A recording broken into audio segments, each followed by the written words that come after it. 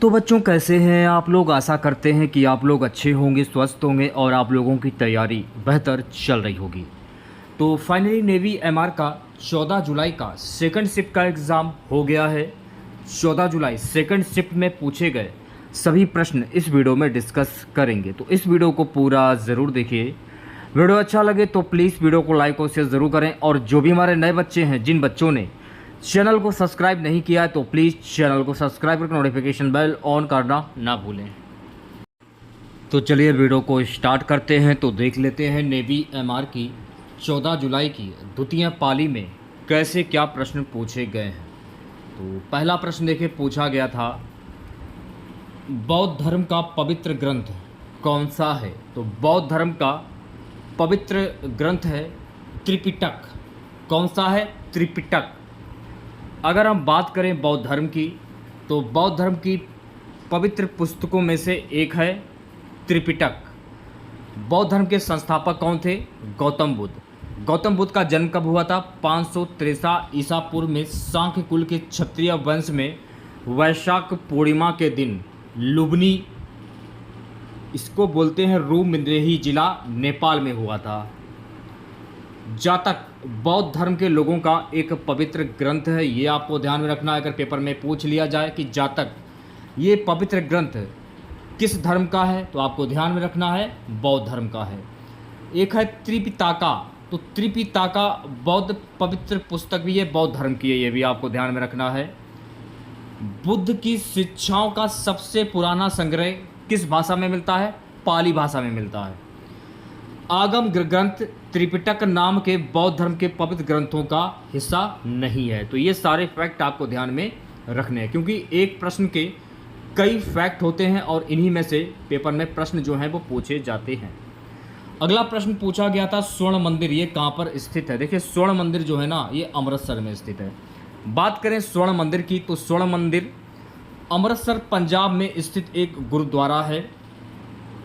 इस मंदिर को हरमिंदर साहिब के नाम से भी जाना जाता है, ये भी आपको ध्यान में रखना है। गुरु अर्जुन देव ने विश्व प्रसिद्ध हरमिंदर साहिब का निर्माण किया, जिसे अमृतसर में स्वर्ण मंदिर के रूप में जाना जाता है। स्वर्ण मंदिर की नींव किसने रखी थी? तो आपको ध्यान में रखना है कि स्वर्ण मंदिर की नींव हजरत मियाँ मीर जी ने रखी थी। ये प्रश्न आपके नेवी एमआर के एग्जाम में पूछा जा चुका है। स्वर्ण मंदिर भारत के पंजाब राज्य में स्थित है, यह भी आपको ध्यान में रखना है। स्वर्ण मंदिर अमृत सरोवर झील में स्थित है। तो ये सारे फैक्ट आपको ध्यान में रखने हैं। सेशन को शेयर कर दीजिए और वीडियो को जल्दी से लाइक कर दीजिए। नेक्स्ट क्वेश्चन देखिएगा, रेंगुर मिट्टी का दूसरा नाम क्या है? तो आपको ध्यान में रखना है कि रेंगुर मिट्टी का दूसरा नाम है काली मिट्टी। अगर हम बात करें रेंगुर मिट्टी की, तो रेंगुर मिट्टी कपास की खेती के लिए प्रसिद्ध है। रेंगुर मिट्टी किस खेती के लिए प्रसिद्ध है? ये पेपर में प्रश्न पूछा जा सकता है। कपास की खेती के लिए प्रसिद्ध है। भारत में कुल कितने प्रकार की मिट्टियाँ पाई जाती हैं? तो भारत में कुल 8 प्रकार की मिट्टियाँ पाई जाती हैं। कौन कौन सी वो भी जान लीजिए। जलोढ़ मिट्टी, काली मिट्टी, लाल और पीली मिट्टी, लेटराइट मिट्टी, शुष्क मिट्टी, नमकीन मिट्टी, पीट मिट्टी, जंगल की मिट्टी। ठीक है, ये फैक्ट आपको ध्यान में रखने हैं। अगला प्रश्न देखिए, पूछा गया था WWW का फुल फॉर्म क्या है? WWW का फुल फॉर्म क्या है? वर्ल्ड वाइड वेब, इसका फुल फॉर्म होगा। वर्ल्ड वाइड वेब इंटरनेट के माध्यम से एक्सेस किए गए इंटरलिंक दस्तावेजों की एक प्रणाली है। वर्ल्ड वाइड वेब का आविष्कार 1989 में किया गया था, ये भी आपको ध्यान में रखना है। और इसका आविष्कार टिम बर्नर्स-ली ने किया था। इसका आविष्कार किसने किया था? टिम बर्नर्स-ली ने किया था, ये आपको ध्यान में रखना है। और इंटरनेट में WWW यानी 4 बार W, फोर्थ W शब्द वर्म के लिए है, ये भी आपको ध्यान में रखना है। बात करें अगर हम HTML का पूर्ण रूप क्या होता है, इसका फुल फॉर्म होता है हाइपर टेक्स्ट मार्कअप लैंग्वेज। ठीक है, UR का फुल फॉर्म क्या होता है? Uniform resource locator. तो ये सारे फैक्ट आपको ध्यान में रखने हैं। अगर वीडियो आप लोगों को अच्छा लगे तो प्लीज़ वीडियो को लाइक कर दीजिएगा और हमारी मेहनत को सफल कीजिएगा, क्योंकि एक PDF को बनाने के लिए बहुत ही ज़्यादा मेहनत पड़ती है, उसके एक्स्ट्रा फैक्ट निकालने पड़ते हैं और आपको वीडियो बनाकर देना पड़ता है और आपको समझाना भी पड़ता है। तो आपका भी कर्तव्य बनता है वीडियो को लाइक कीजिए ज़्यादा से ज़्यादा। नेक्स्ट क्वेश्चन देखिएगा, इजराइल की आधिकारिक भाषा क्या है? तो इजराइल की आधिकारिक भाषा हिब्रू। अगर हम इजराइल की बात करें तो इजराइल की राजधानी क्या है? यरूशलेम। इजराइल की मुद्रा क्या है? इजराइल की नई शेकेल। इजराइल की मुद्रा है इजराइल की नई शेकेल। इजराइल के राष्ट्रपति कौन है? इशहाक हग्रोज। कौन है? इशहाक हग्रोज। प्रधानमंत्री कौन है इजराइल के? Benjamin Netanyahu. ये आपको ध्यान रखने हैं क्योंकि इनमें से ही प्रश्न जो है पेपर में पूछे जाएंगे, ठीक है। नेक्स्ट क्वेश्चन पूछा गया था गाइस कि स्विट्जरलैंड की मुद्रा क्या है? तो स्विट्जरलैंड की मुद्रा है स्विस फ्रैंक। क्या है? Swiss franc. लोगों को पता है कि नेवी एमआर के एग्जाम में राजधानी और मुद्रा से भी क्वेश्चंस पूछे जा रहे हैं। लगभग 2 प्रश्न जो हैं हर शिफ्ट में पूछे जा रहे हैं और कल नेवी एमआर का एग्जाम जो है आप लोगों का लास्ट रहने वाला है। तो देख लेते हैं अफगानिस्तान की राजधानी क्या है? अफगानिस्तान की राजधानी है काबुल। और अफगानिस्तान की मुद्रा क्या है? अफगानी। बांग्लादेश की राजधानी क्या है? ढाका। बांग्लादेश की मुद्रा है टका। चीन की राजधानी क्या है? बीजिंग। चीन की मुद्रा है युआन। ईस्ट तोमर की राजधानी क्या है? दिल्ली। ईस्ट तोमर की मुद्रा है अमेरिकी डॉलर। ईरान की राजधानी क्या है? तेहरान। ईरान की राजधानी तेहरान और ईरान की मुद्रा है रियाल। जॉर्डन की राजधानी है अम्मान। जॉर्डन की मुद्रा है जॉर्डन दिनार। डेनमार्क की राजधानी क्या है? कोपेनहेगन। और डेनमार्क की मुद्रा क्या है? Danish krone. बात करेंगे फिनलैंड की। फिनलैंड की राजधानी क्या है? हेलसिंकी। फिनलैंड की मुद्रा क्या है? यूरो। जर्मनी की राजधानी क्या है? बर्लिन। मुद्रा क्या है? यूरो। हंगरी की राजधानी क्या है? बुडापेस्ट। मुद्रा क्या है? फोरेंट। आयरलैंड की राजधानी क्या है? डबलिन। आयरलैंड की राजधानी क्या है? यूरो। केन्या की राजधानी क्या है? नैरोबी। केन्या की राजधानी नैरोबी और मुद्रा क्या है? Kenya shilling. लाइबेरिया की राजधानी है मोनरोविया। मुद्रा क्या है? Liberia dollar. मोरटानिया की राजधानी क्या है? नौ अखाली। मुद्रा क्या है? ओगैया। नाइजर की राजधानी क्या है? नियामी। नाइजर की मुद्रा क्या है? फ्रैंक। युगांडा की राजधानी क्या है? कंपाला। युगांडा की मुद्रा है शिलिंग। जमैका की राजधानी क्या है? किंगस्टन। मुद्रा क्या है? Jamaica dollar. पेरू की राजधानी लीमा। मुद्रा क्या है? नीवोशोल। फिजी की राजधानी सुबा। मुद्रा क्या है? Fiji dollar. जिम्बाब्वे की राजधानी क्या है? हरारे। मुद्रा क्या है? अमेरिकी डॉलर। तो ये आपको ध्यान में रखना है, ठीक है। चलिए बढ़ते हैं नेक्स्ट क्वेश्चंस की ओर। अगला प्रश्न देखेगा। अगला प्रश्न पूछा गया था ग्रैंड स्लैम किससे संबंध रखता है? ग्रैंड स्लैम जो है ना ये टेनिस से संबंध रखता है। अगर हम बात करें ग्रैंड स्लैम की, ग्रैंड स्लैम शब्द टेनिस खेल से जुड़ा है। ग्रैंड स्लैम एक ही कैलेंडर सत्र में सभी 4 प्रमुख tennis championship Australia, France, Britain, Wimbledon और संयुक्त राज्य अमेरिका जीतने के लिए संदर्भित करता है। टेनिस में एक वर्ष में कितने ग्रैंड स्लैम टूर्नामेंट खेले जाते हैं? कुल 4 खेले जाते हैं। ये आपको ध्यान में रखना है। ग्रैंड स्लैम खिताब जीतने वाले पहले भारतीय कौन थे? महेश भूपति। चारों ग्रैंड स्लैम में 80 मैच जीतने वाले इतिहास के पहले खिलाड़ी कौन थे? नोवाक जोकोविच। विश्व का सबसे पुराना ग्रैंड स्लैम कौन सा है? तो विश्व का सबसे पुराना ग्रैंड स्लैम है विंबलडन। तो ये सारे फैक्ट आपको ध्यान में रखने क्योंकि इन्हीं फैक्ट्स जो हैं पेपर में प्रश्न पूछे जाते हैं। सेशन को शेयर कर दीजिए एक बार आप लोग और वीडियो को लाइक कर दीजिए। अगला प्रश्न, सूर्य के प्रकाश से कौन सा विटामिन मिलता है? तो सूर्य के प्रकाश से विटामिन डी मिलता है। विटामिन डी की अगर हम बात करें तो विटामिन डी सूर्य की किरणों से प्राप्त किया जाता है। जब मानव त्वचा का संपर्क सूर्य की किरणों से होता है तो इससे त्वचा को विटामिन डी मिलता है। अल्ट्रावायलेट यूवीवी सूर्य किरणों का हिस्सा है जो मनुष्यों के लिए महत्वपूर्ण है। वेरी मुख्यतः विटामिन वी की पोषकता की कमी के कारण होता है। ये आपको ध्यान में रखना है। अब देखिए कुछ विभिन्न विटामिन के रासायनिक नाम उनके बारे में जान लीजिए। विटामिन ए की कमी, विटामिन ए का रासायनिक नाम क्या है? एरेटिनॉल। विटामिन V1 का रासायनिक नाम क्या है? थाइमिन। विटामिन V2 का रासायनिक नाम क्या है? राइबोफ्लेविन। विटामिन V3 का रासायनिक नाम क्या है? नियासिन। विटामिन B5 का रासायनिक नाम क्या है? पेथोथेनिक एसिड। विटामिन V7 का रासायनिक नाम क्या है? बायोटिन। विटामिन सी का रासायनिक नाम क्या है? Ascorbic acid. विटामिन डी का रासायनिक नाम क्या है? कैल्सीफेरॉल। ये आपको ध्यान में रखने हैं सारे फैक्ट। अगला क्वेश्चन पूछा गया था, भारत का बुलबुल किसे कहते हैं? भारत का बुलबुल सरोजिनी नायडू को कहते हैं। सरोजिनी नायडू भारतीय राष्ट्रीय कांग्रेस की अध्यक्ष बनने वाली और भारतीय राज्य गवर्नर नियुक्त होने वाली पहली भारतीय महिला थी।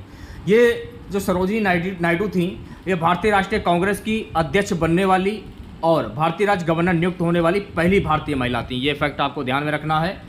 और इन्हें भारत का कोकिला भी कहा जाता है सरोजिनी नायडू को। और सरोजिनी नायडू को इनकी पहली कविता द गोल्डन थ्रेशोल्ड 1905, उसके बाद द वर्ड ऑफ टाइम 1912 और 1914 में उन्हें रॉयल सोसाइटी ऑफ लिटरेचर का साथी चुना गया। ठीक है। सरोजिनी नायडू 1925 कानपुर भारतीय राष्ट्रीय कांग्रेस की पहली भारतीय महिला अध्यक्ष बनी। ठीक है। सरोजिनी नायडू 1925 में कानपुर सत्र में भारतीय राष्ट्रीय कांग्रेस की अध्यक्ष बनी। सरोजिनी नायडू को भारत का नाइटिंगेल शीर्षक महात्मा गांधी ने दिया था। तो ये सारे फैक्ट आपको ध्यान में रखने हैं। ठीक है। अगला प्रश्न देखिएगा सभी बच्चे। अगला प्रश्न पूछा गया था, संविधान का वस्तु कौन है? तो संविधान का वस्तु है भीमराव अंबेडकर। भारत का संविधान प्रेम बिहारी नारायण रायजादा द्वारा हस्तलिखित है। यह आपको ध्यान रखना है। संविधान के 101वां संविधान संशोधन अधिनियम 2016 के तहत वस्तु एवं सेवा कर जीएसटी पेश किया गया। ठीक है। ये आपको ध्यान में रखना है फैक्ट। अगला प्रश्न देखिएगा, पहला आईसीसी वर्ल्ड कप कब हुआ था? तो पहला आईसीसी वर्ल्ड कप वर्ष 1975 में हुआ था। पहला क्रिकेट विश्व कप इंग्लैंड में 1975 में आयोजित 60 ओवर प्रति पक्ष के एक दिवसीय मैचों की श्रृंखला के रूप में खेला गया था। ये आपको ध्यान में रखना है। 1987 की प्रतियोगिता में प्रति ओवरों की संख्या घटकर 50 हो गई। ये आपको ध्यान में रखना है। ठीक है। 1987 की प्रतियोगिता में। दूसरी बात, 2007 में ऑस्ट्रेलिया लगातार 3 विश्व कप टूर्नामेंट जीतने वाली पहली टीम बनी। इंग्लैंड में 1975 में आयोजित पहला क्रिकेट विश्व कप वेस्ट इंडीज ने जीता था। फाइनल मैच ऑस्ट्रेलिया और वेस्ट इंडीज के बीच लॉर्ड्स में खेला गया था। विवेकपूर्ण विश्व कप 1975 में क्रिकेट विश्व कप का आधिकारिक नाम था। यह भी फैक्ट आपको ध्यान में रखना है। भारत ने अपना पहला क्रिकेट विश्व कप वेस्ट इंडीज देश को हराया था। आईसीसी क्रिकेट विश्व कप 2023 का फाइनल मैच भारत और ऑस्ट्रेलिया के बीच रविवार 19 नवंबर 2023 को अहमदाबाद के नरेंद्र मोदी स्टेडियम में खेला गया था, जिसमें ऑस्ट्रेलिया ने भारत को फाइनल मैच में हरा दिया था। और 2023 का फाइनल जो है विश्व कप क्रिकेट 2023 का उसने अपने नाम कर लिया था। तो ये सारे फैक्ट आपको ध्यान में रखने हैं। अगला प्रश्न देखिएगा। नेक्स्ट क्वेश्चन पूछा गया था गाइस, चीन की दीवार किसके शासनकाल में बनी? चीन की दीवार जो है ना, सम्राट किन शी हुआंग के शासनकाल में बनी थी। सबसे पहले दीवार का निर्माण 3री शताब्दी ईसा पूर्व में सम्राट किन शी हुआंग द्वारा किया गया था। किंगजांग जनजातियों और अन्य खानाबदोश जनजातियों से हमलों को रोकने के साधन में के रूप में किया गया था। तो अगला प्रश्न पूछा गया था, मैक्सिको की राजधानी क्या है? तो मैक्सिको की राजधानी है Mexico city. Mexican peso Mexico की मुद्रा है। मैक्सिको की मुद्रा क्या है? Mexican peso. मैक्सिकन पेसो जो है ये मैक्सिको की मुद्रा है। ये आपको ध्यान में रखना है। ठीक है। मिल्पा एक स्थानांतरित खेती है जिसका अभ्यास मैक्सिको द्वारा किया जाता है। ये भी आपको ध्यान में रखना है। मैक्सिको और क्यूबा के बीच यूकांटन जल मरुस्थल स्थित है। यह आपको ध्यान रखना है कि मैक्सिको और क्यूबा के बीच यूकांटन जल मरुस्थल स्थित है। मैक्सिको की खाड़ी के दक्षिण पूर्व में स्थित अटलांटिक महासागर के निकट कैरिबियन सागर जल निकाय है। तो ये सारे फैक्ट आपको ध्यान में रखने हैं। नेक्स्ट क्वेश्चन पूछा गया था गाइस कि बिहार का शोक किस नदी को कहते हैं? तो बिहार का शोक कोसी नदी को कहते हैं। कोसी नदी को बिहार का शोक भी कहा जाता है। कोसी नदी तिब्बत से निकलती है। ये भी आपको ध्यान में रखना है। कोसी नदी चीन, नेपाल और भारत में बहती है। ये गंगा के बाईं किनारे की सहायक नदी बनाती है। ये भी आपको ध्यान रखना है।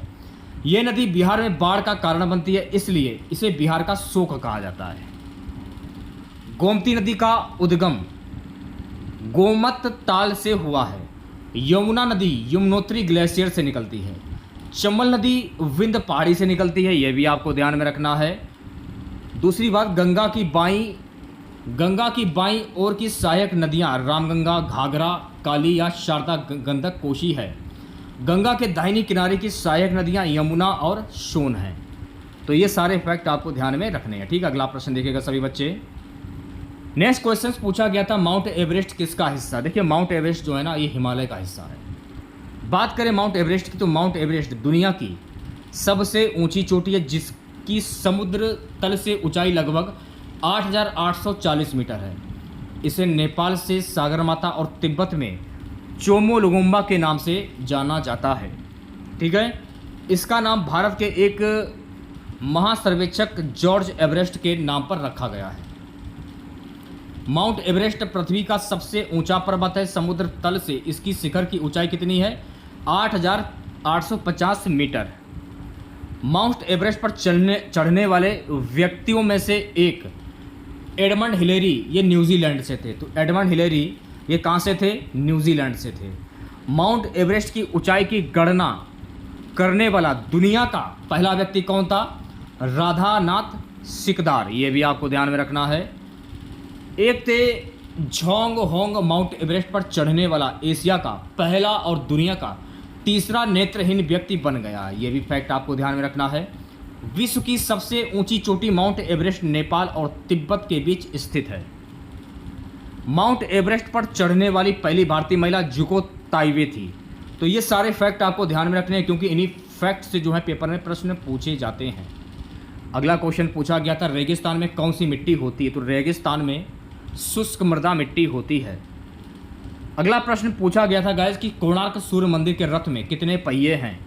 कोणार्क सूर्य मंदिर के रथ में कुल 24 पहिए होते हैं। बात करें कोणार्क के सूर्य मंदिर की, तो कोणार्क का जो सूर्य मंदिर है, ये दोनों 12 पहियों के बीच 2 पंक्तियां हैं। कोणार्क का सूर्य मंदिर ब्लैक पगोड़ा के लोकप्रिय नाम से भी जाना जाता है। कोणार्क का सूर्य मंदिर नरसिंह देव प्रथम के शासनकाल में बनवाया गया था। कोणार्क सूर्य मंदिर यूनेस्को की विश्व धरोहर स्थलों की सूची में शामिल है। तो ये सारे फैक्ट आपको ध्यान में रखने हैं, ठीक। अगला प्रश्न देखेगा। नेक्स्ट क्वेश्चन पूछा गया था, कारगिल में विजय अभियान में दुश्मन देश कौन है? कारगिल में विजय अभियान में दुश्मन देश है पाकिस्तान। कारगिल युद्ध की अगर हम बात करें तो कारगिल युद्ध को ऑपरेशन विजय के नाम से जाना जाता है। कारगिल टर्निंग द टाइड पुस्तक मोहिंदर पुरी द्वारा लिखी गई है। कारगिल युद्ध की अवधि 2 महीने 3 सप्ताह और 2 दिन है। कारगिल विजय दिवस प्रत्येक 26 जुलाई को मनाया जाता है। तो ये सारे फैक्ट आपको ध्यान में रखने हैं। अगला प्रश्न पूछा गया था गाइस, नाट्य शास्त्र का रचयिता कौन है? तो नाट्य शास्त्र का रचयिता भरत मुनि है। अगला प्रश्न पूछा गया था, एयरफोर्स युद्ध कहाँ करती है? तो एयरफोर्स युद्ध हवा में करती है। भारतीय वायुसेना का एविएशन औषधि स्कूल ये कहाँ पर स्थित है? यह बेंगलोर में स्थित है। भारतीय वायुसेना को आधिकारिक तौर पर 1932 में स्थापित किया गया था, ये भी आपको ध्यान में रखना है। भारत के वर्तमान में एयर चीफ मार्शल कौन है? विवेक राम चौधरी, ठीक है। नेक्स्ट क्वेश्चन देखिए, पूछा गया था कि 1 मिली वोल्ट में कितने वोल्ट होते हैं? 0.0001 वोल्ट, ये आपको ध्यान में रखना है। विद्युत धारा की इकाई क्या है? तो विद्युत धारा की इकाई होती है एम्पियर। कुछ लोकप्रिय SI इकाइयाँ हैं, इनके बारे में जान लीजिए आप लोग। हर्ट्ज की इकाई क्या होती है? आवृत्ति। न्यूटन की इकाई क्या होती है? बल। पास्कल की इकाई दाब। वाट की इकाई शक्ति कार्य। कूलाम की बात करें, कूलाम की इकाई होती है विद्युत आवेश। वोल्ट की इकाई विभवांतर। फैरेड की इकाई संधारित्र। सोमेश की इकाई विद्युत चालकता। हेनरी की इकाई प्रेरकत्व। ओम की इकाई विद्युत प्रतिरोध। गॉस की इकाई चुंबकीय फ्लक्स घनत्व। वेबर की SI इकाई क्या? चुंबकीय फ्लक्स, ठीक है। तो ये आप याद कर लीजिए। अगला प्रश्न पूछा गया था, धारा को मापने वाला यंत्र कौन सा है? तो धारा को मापने वाला यंत्र है अमीटर। अगर एमीटर की बात करें तो एमीटर विद्युत धारा को मापने का उपकरण है। विद्युत धारा का पता लगाने वाला उपकरण कौन सा है? गैल्वेनोमीटर कहलाता है, ये भी आपको ध्यान में रखना है। एम्पियर में प्रत्यक्ष या प्रत्यावर्ती विद्युत धारा को मापने के लिए उपयोग किए जाने वाले उपकरण को एमीटर कहा जाता है। धारामापी गैल्वेनोमीटर एक छोटी विद्युत धारा को मापने के लिए एक उपकरण है, ठीक है। अगला प्रश्न पूछा गया था गाइस कि मंगल पर रोवर किसने भेजा था। तो मंगल पर रोवर नासा ने भेजा। ये मेरा लास्ट क्वेश्चन रहेगा आज की क्लास का, सॉरी आज के पेपर का। मंगल की सतह की खोजबीन करने वाला नासा के पहले रोवर का नाम क्या था? सोजार्नर था। मंगल ग्रह पर नासा ने क्यूरियोसिटी रोवर भेजा था। तो ये आपको ध्यान में रखना है।